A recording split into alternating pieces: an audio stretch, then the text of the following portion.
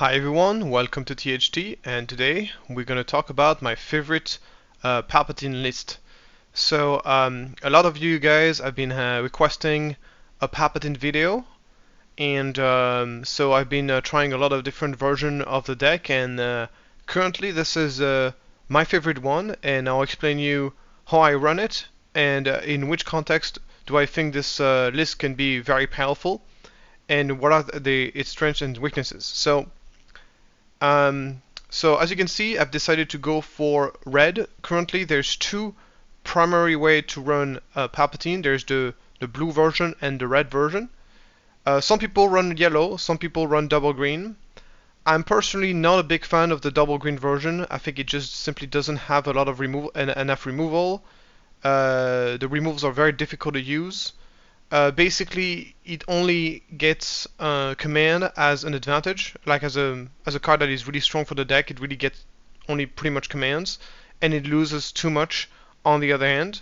Energy Conversion Lab is a double-edged sword in Palpatine because yes, ECL is an excellent card in general, but having 5 less HP is a big deal for such a slow deck.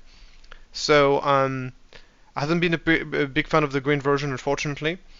The yellow version is fun. There's some really interesting stuff to do. It is far less controlly and a lot more based on trying to build up a super strong Palpatine turn.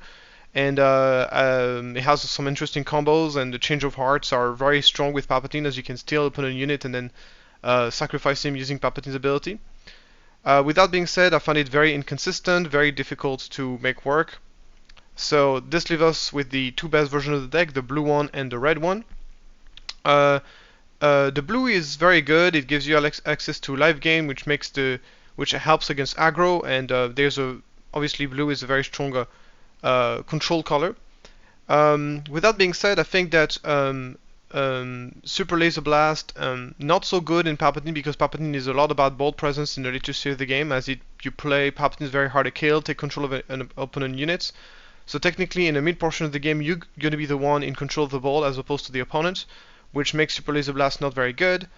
Obviously, you can still play the Avengers, you still have access to all those super removal.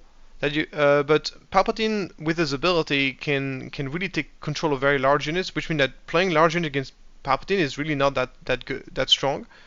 So personally, I find red to be... I have a slight preference for red because red gives me access to the cheaper removal, which is usually going to be the weakness of Palpatine, is everything that happens before Palpatine comes into play, and allows me to very efficiently get rid of opponent threats, and also damage units, give me an easier time damaging units so I can take control of them with the Palpatine's ability. So the healing very useful against aggro, but I think that even if you play blue in one hand you get the healing, but on the other hand you're losing all the super cheap, super efficient removal like False Choke and Open Fire. So you gain some, you lose some, and in the end it doesn't really make the aggro matchup better. And I have a slight preference for red because I think, for example, Palpatine is stronger than Avenger. I think Ruthless Raider is amazing in this deck because it allows you to damage enemy units so you can take control of them with Palpatine. It just gives you an easier time using Palpatine's ability in general. So I have a slight preference for red. I still, both versions are fairly similar and fairly competitive, but I have a slight preference for red in general. So this is why I've decided to go in with red. So without further ado, let's get into the leader himself. I'm just gonna give you a little peek at the leader. So the leader ability, you pay 1, you defeat a friendly unit, and you deal 1 damage to a unit, and then draw a card.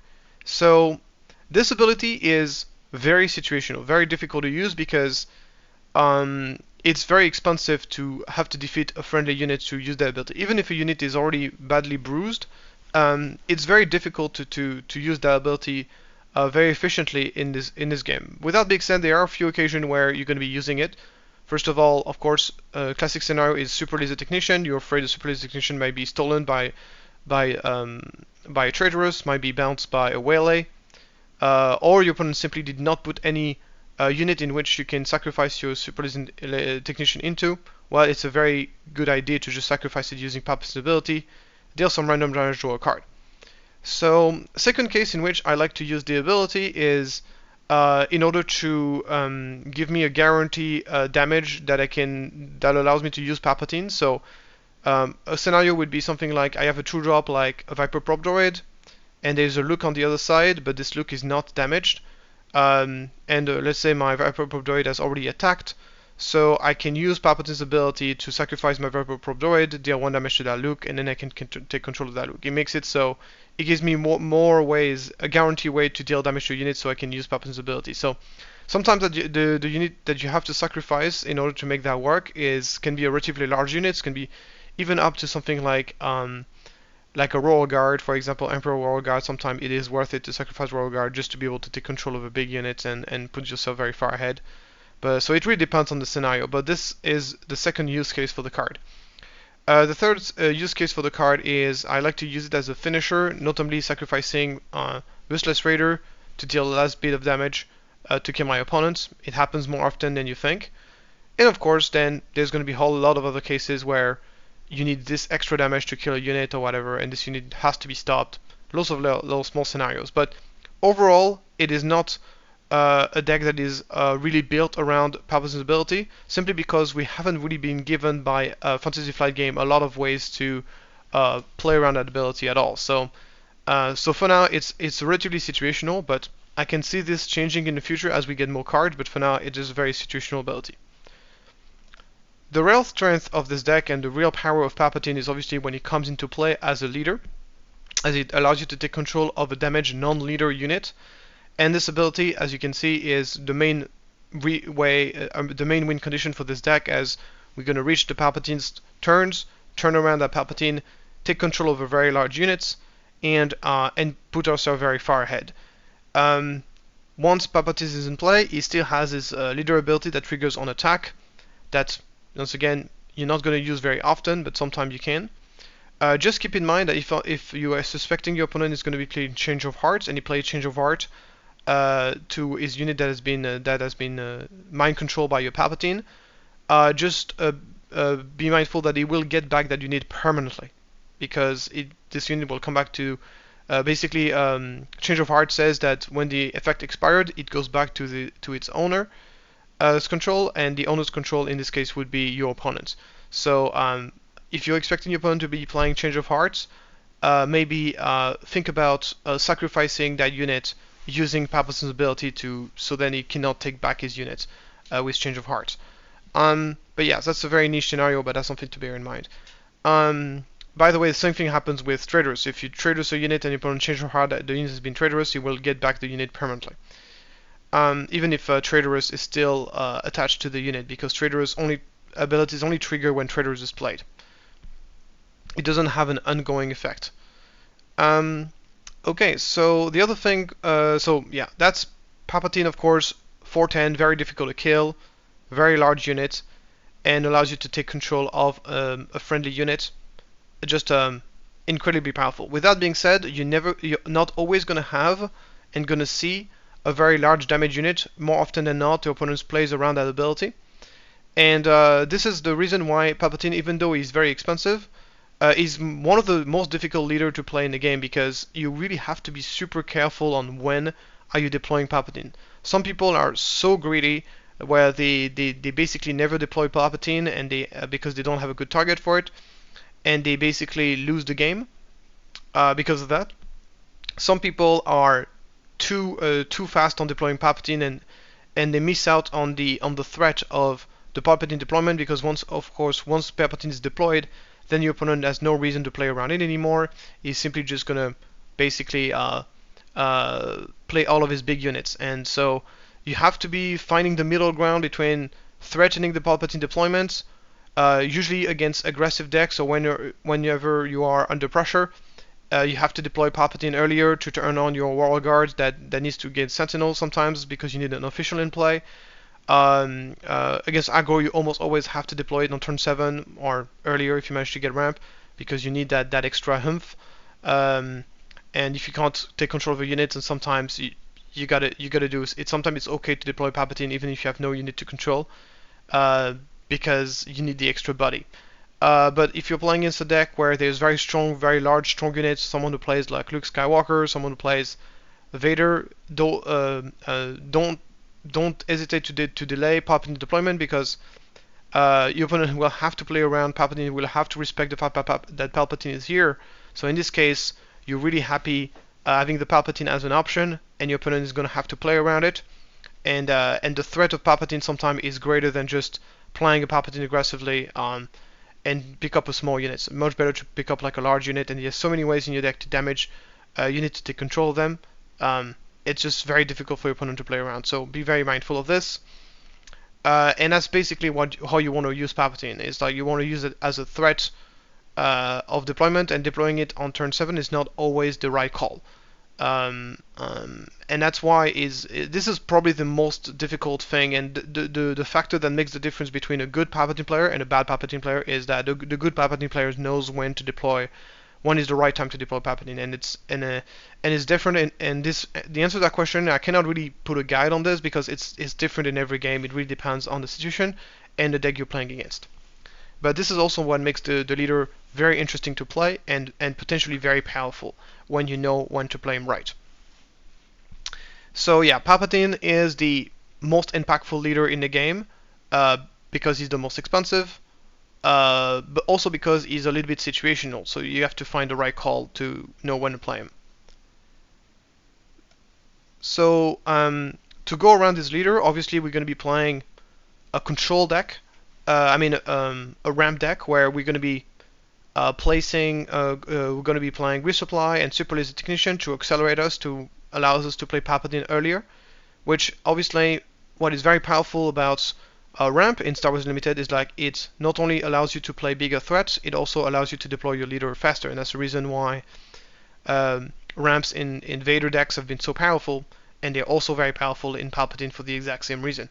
So obviously we're going to be playing all the powerful late game cards to take advantage of that ramp, and we're going to have access to, and obviously to delay the game, we're going to be playing a lot of removal. We're going to be playing units with sentinels that are going to allow us to delay the game enough so then we can get to the late game, and in late game we have all the strong late game package with Darth Vader, Commander of the First Legions, Reinforcement Walkers, and Palpatine. So now that we have a good overview of the deck, let's take a look at the different card that we're running, coming from the cheapest one. And first we got Admiral Piet. So Admiral Piet is an interesting unit because he is not very powerful when he comes out on turn 1, because a 1/4 stat line really doesn't do anything. But he's one of the best to drop in late game. He's probably the best late game to drop in the game if you play him in a deck that can really take advantage of him. So in this deck we have access to basically 3 units that really benefit from his ability: the Reinforcement Walker, Emperor Palpatine, and Ruthless Raider. So Admiral Piet Ruthless Raider is amazing because your opponent plays Fire Spray. You play with Ruthless Raider, deal 2 damage to the Fire Spray, and then ambush to deal the 4 remaining damage. Allows us to one-shot a Fire Spray. So very, very powerful. Ruthless Raider really with ambush becomes very powerful. Reinforcement Walker has a trigger on play and on attack, so that means you have Reinforcement Walker, you play, you get to look at the top card, you get to heal 3 or draw a card, and then you get to attack right away, and again heal 3, draw a card. And then if you heal 6 with a Reinforcement Walker, even against aggro, that's pretty much game over. Like it's very difficult to recover from this. It's an incredibly powerful combo. And then obviously there's the Palpatine, where you zap everything and then you get to attack immediately with Palpatine, and then you get to deal a bunch of overwhelming damage as well.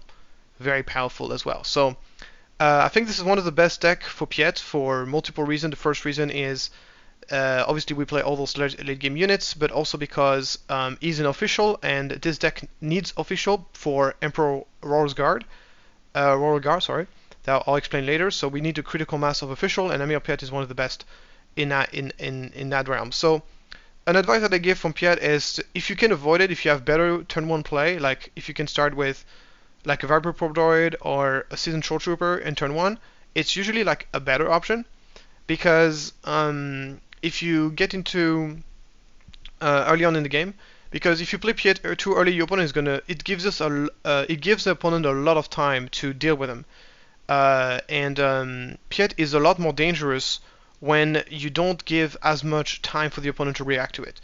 So for example, what I like to do is play Piet off off a Vader. So I play a Vader, and then I search for Piet from the Vader, and that's very strong because it only gives obviously Vader will ambush and probably kill something, and then on top of this, it means that my opponent only has one turn to react to Piet, and if it doesn't, then suddenly next turn you can play Palpatines and walkers on with ambush. Obviously, there's going to be a situation where you're going to prefer to play it differently. It really depends if you happen to have those big units in hand. But I usually like to play Piet later in the game, so then it gives the window of opportunity for the opponent to react and kill Piet before his ability gets to kick in. Gets very small, and this is where Piet really has the biggest impact. So it's really good for that.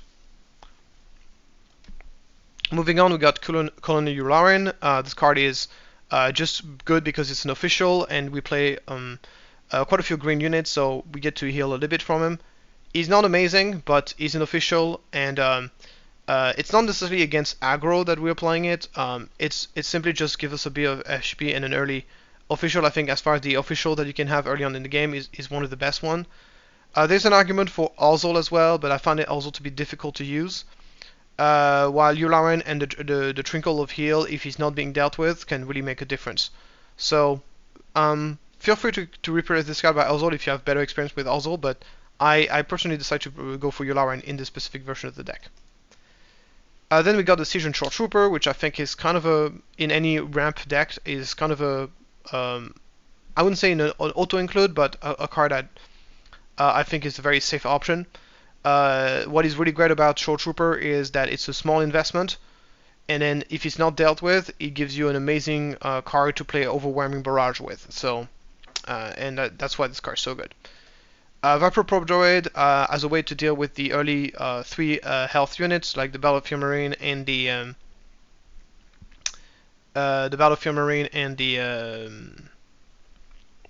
Echo Base Defender. Yeah,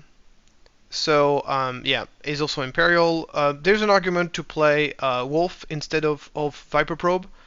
I happen to like Viper Probe a little bit better because it can be pulled out of Vader, and also because he's Imperial, he gets buffed by General Veers. But playing Wolf instead of Viper Probe Droid is definitely an option that I think is viable. You will notice, so then, as far as our 3-drops, we are running 3 examples of Emperor's Royal Guard, which is, in my opinion, the main reason to be playing Palpatine in the first place. This card basically, whether Palpatine is deployed or not deployed, gets a +1 health bonus when he's in play, making it a 3/5, which is a very good stat line for a 3-drop. And if there's an official in play, it becomes Sentinel. 3/5 Sentinels for 3 is would be the best makes it the best 3-drop in the game in that very specific instance. And in my opinion, it really helps with the early stages of the game, waiting for Palpatine to be deployed. And that by itself makes the card extremely worthwhile. So Emperor Royal Guard is an absolute auto-include in any Palpatine deck. If you're playing Palpatine and you're not running that card, it's wrong, because even at the 3/5 for 3 is still very good, even if you don't have this mass of officials. And obviously, officials makes the card so much better. So we play a lot of official to turning him on. So just an incredibly strong card in this specific deck that can also be pulled from Vader. Moving on with 2 examples of General Veers to give us more officials, and an official that will allow us to turn on our Royal Guard as well as give them +1/+1. This card is incredibly powerful in combination with Emperor Royal Guard. Almost every single card in the deck is Imperial. I think the only exception is a Reinforcement Walker, making the card pretty valuable if not dealt with. And if your opponent decides to attack our units instead of attacking our base, it's always good for us. Gives us more time for us to deploy our big units. And a great thing about General Veers is that it also can be pulled from Vader. It's a very good combo with Vader because you of course trigger the ability before you trigger the ambush, and then suddenly your Vader has 6 attack, which allows us to one-shot a lot of leaders in the game. Hera, Cassian, Han Solo, every leader that has 6 HP basically gets one-shot now by a Leia. Also allow you to one-shot a Leia. every leader in the game gets one shot by Vader if you have a General Veers in play. So I like General Veers a lot. I think the main reason, of course, is the combination with Royal Guard, but I think there's other reason to run him. It's a bit more situational, of course. That's why we only run 2 of them. But I think he is worth running, and I've had a very good experience with this card in this specific deck. Obviously, 3 Superlative Technician to be able to ramp. This card is even better in this deck than it would be in some of the decks because of the ability for us to sacrifice Superlative Technician to draw a card and to be guaranteed to be able to ramp. Even if your opponent doesn't have any units that we can attack into. Resupply is obviously an auto-include in this deck as we need the ramp, and you need to get to that expensive Palpatines in. Imperial Interceptor, in my opinion, one of the big reasons to play red-black. Just a great anti-aggro card. Comes to play, kills something, leaves a body on the board. Not good against everything, of course, but it is really good at what it does. And as I said, even if the plan is just to damage a fire spray, it's good enough for us because then as we get into, we might get a shot from, we might get attacked from this fire spray, but then we can just take the initiative and then summon Palpatine and take control of that fire spray and stuff like this. So just a really good card. Obviously my 3 Traitorous, which I still haven't found any card that can replace how effective this card is. What I love about Traitorous is the versatility of being able to be played on the ground or in space. So if you don't draw the Interceptor, we can be a bit weak in space. We play Traitorous, take control of opponent units, but also can be played on the ground. Still, what I love to do as well is like there's actually quite a few officials in the meta, even on the rebel sides, and I like to have like those Royal Guard, and then I play Traitorous on one of their official, and suddenly my Royal Guards are Sentinels, like stuff like this. It's just an incredible card. Can be played as even more effective as it's played early. If you expect someone to be playing some Traitorous, some upgrade removal, it can be a good idea to use your own Palpatine to sacrifice the units as Traitorous. So then you're not taking the risk of getting blown out. So I actually like to sacrifice my, if I'm expecting someone to have some upgrade removals, I like to sacrifice them with my Palpatine's ability, which is kind of cool. Ruthless Raider, I think this is one of the best deck for Raider in the entire game because, as I said, being able to deal damage units on turn 6, so on turn 5, in the perspective of then being able to play Palpatine and steal that unit is very, very good. And Ruthless Raider can do that very consistently when it comes to play and also when it dies. So I think this is one of the decks in the game that really takes advantage the most to Ruthless Raider and really push this card to the next level because of how synergistic it is with Palpatine's leader's ability. So, and it's just a very solid card in general. We obviously run Darth Vader, Commander of the First Legion. Just of course, once again, an extremely solid card for any late game oriented green-black deck should be running it. So I don't think there's much to say. I mean, the fact that he has the ability to grab the Royal Guard is also very good, as it's one of the best free drop in the game. So this gives us more chances to find our Royal Guard because so it's just a great card. Another big reason to be running Palpatine Red is obviously Palpatine, the unit.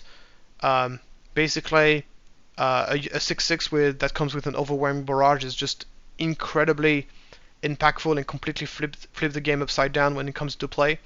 Able to kill multiple units and leaves a very strong body on the board.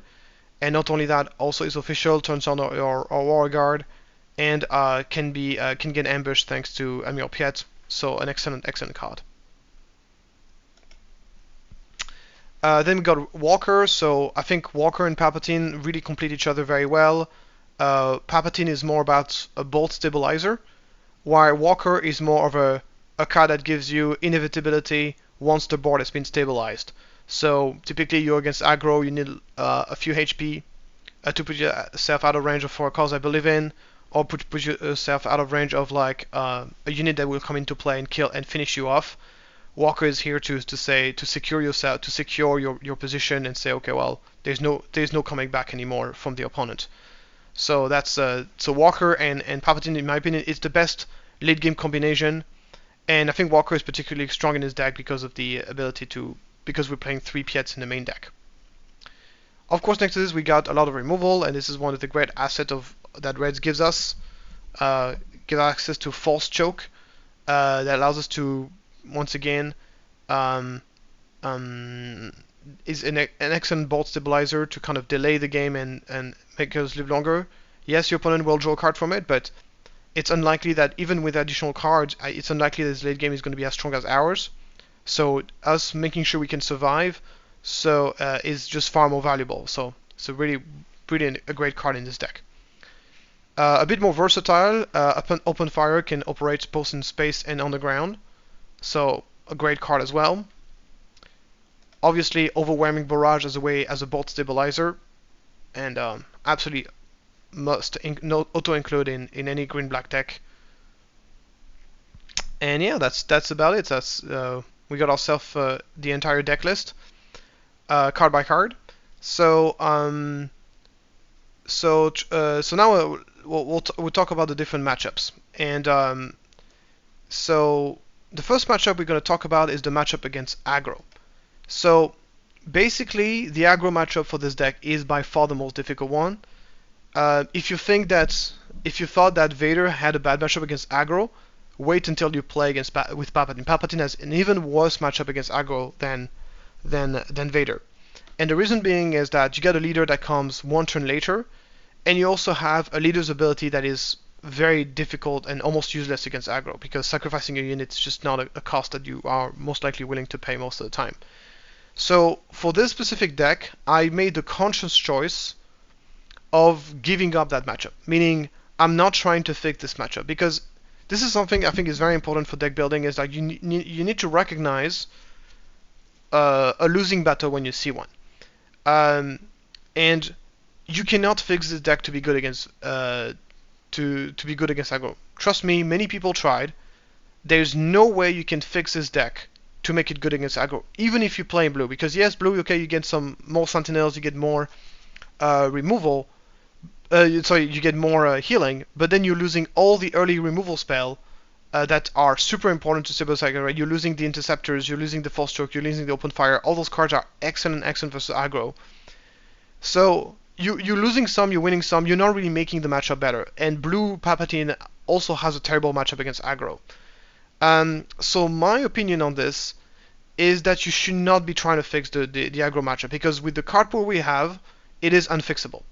The only way you can win against aggro is if aggro has a bad start and you manage to really lock the board early with like a Royal Guard or something. There's really no way. So I've won some games against aggro, but really something very weird needs to be happening. You need to really have the perfect answer against everything he does for this to be happening. So, with all that being said, what's the sideboard plan versus aggro? Well, the sideboard plan against aggro is for you to get up and simply just grab a sandwich. Like, honestly, this is, in my opinion, one of the best advice you can give is that if you're going to be paired against an aggro player, just go there and just grab a sandwich and just take this time to restore yourself. No, obviously, I'm exaggerating. Of course, you can win games versus aggro, but it's obviously a very bad matchup, and to be honest, games are going to be relatively short anyway, so you're going to have plenty of time to eat your sandwich. So obviously do not auto-concede against aggro. There's still games you can, it's a card game at the end of the day, anything can happen. And if you're going to be playing against aggro, obviously the sideboard plan is to play Cell Block Guard and display Fang Fighters as more threats, more interaction. Remove your resupplies, remove one Piet. Those cards are extremely passive and won't be helping you. It won't help you in the matchup. So, what's your hope for victory? Your hope for victory is to grab the perfect removal to answer the perfect threat, turn after turn. Stabilize the game with some sentinels. Get to the later stage of the game and secure yourself with a reinforcement walker that's going to heal you. and not that your opponent doesn't draw very well. That's basically hope for victory. So there is hope for victory, but those chances are very low. Also, of course, that's obviously talking about equal skill. If you're playing against a player who's very new to the game, doesn't know how to play his deck, then obviously you have more chances to win in that context. So, but it's obviously as bad as it gets. I think if I had to put a number on it, it would be something along the line of a 90%, 10%.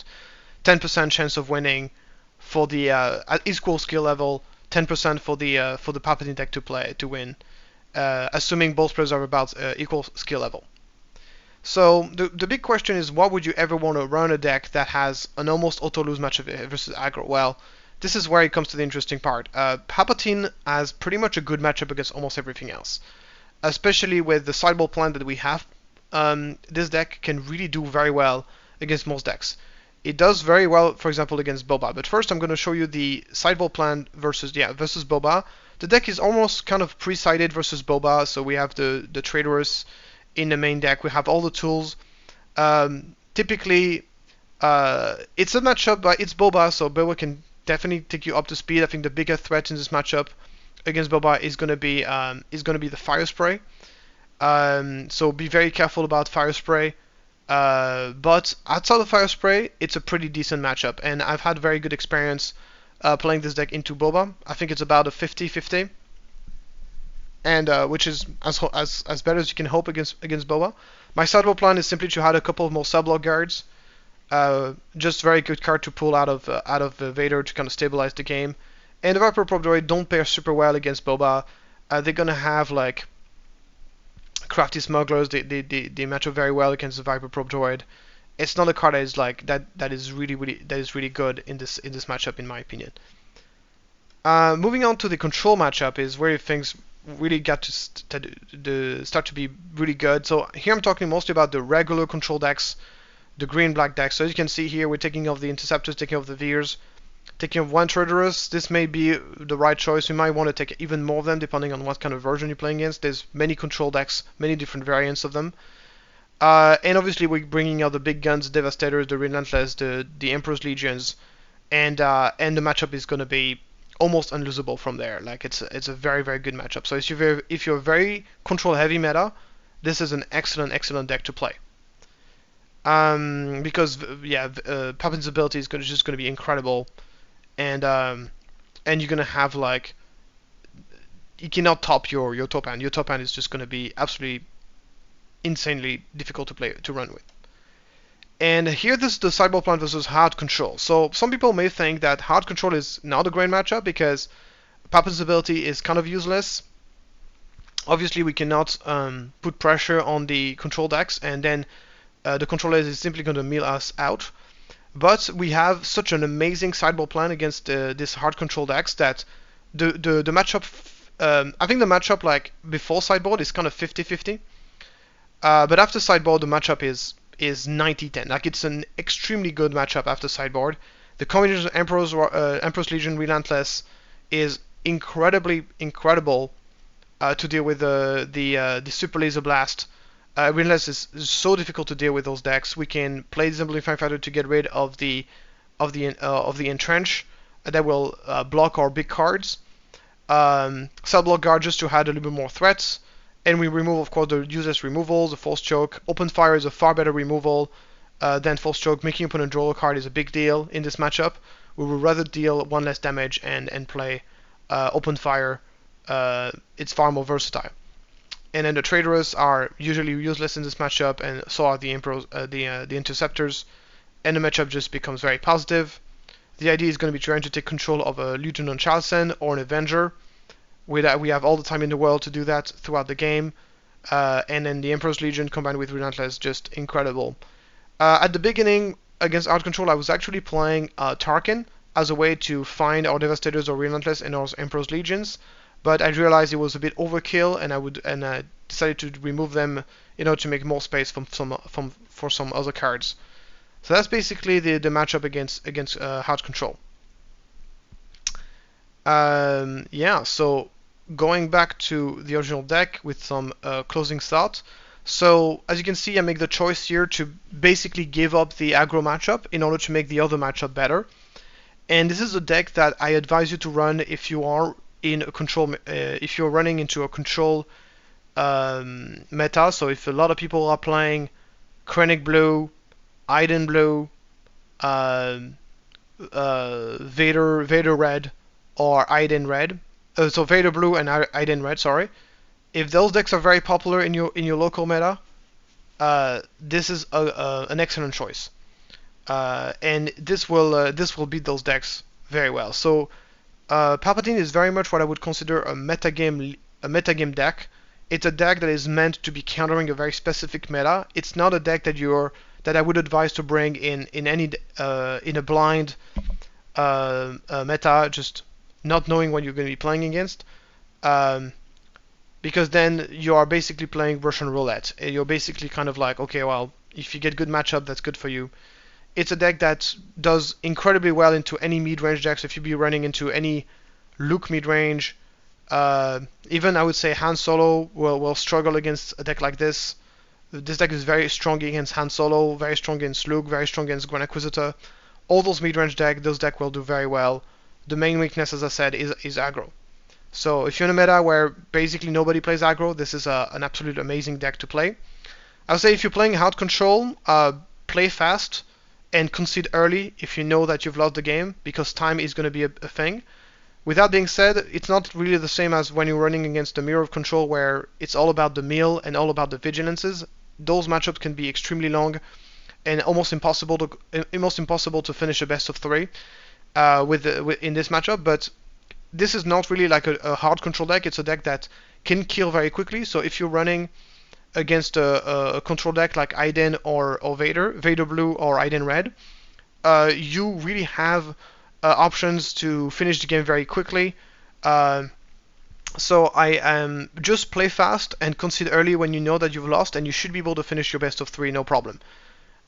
Because once again, the game plan of the deck is not really to try to fight the meal game, but rather to try to overpower the opponent by playing a lot of ramp, playing massive threat very early on in the game, having recursive threat thanks to Emperor's Legion, and completely just overwhelm the opponent with things that he cannot deal with, and that's a very good. So if some people are wondering why I'm playing Castro City instead of Tarkin Town, if the idea is to completely give up the aggro matchup and as well just get the 25 HP base for the extra firepower, I think that just the answer to that question just happens to be that even against other decks than aggro, I've far preferred playing Castro City in general than Tarkin Town. I think the main argument to play Tarkin Town is because it's an excellent counter to Fire Spray. But outside of Fire Spray, but most of the time I just prefer the extra 5 HP, just generally speaking. So it just happens to be just a stronger option in my opinion.